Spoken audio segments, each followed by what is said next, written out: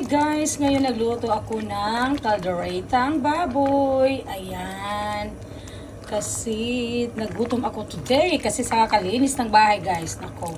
Kasi it's Saturday so it's time for cleaning the house.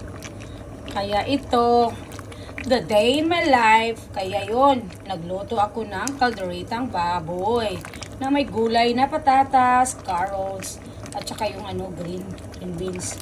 O, diba? Kaya mamaya, makaka-unli-rice na naman ako nito. Ayan. So, ngayon, ang sarap na ng aking luto. Kaya yun, ano ko muna siya, hinaan ko lang ang apoy, patatagalin ko muna siya para talagang masarap siya. Tapos, konti na lang ang sabaw later. Ayan.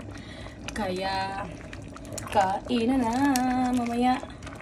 O, diba? Baboy yan.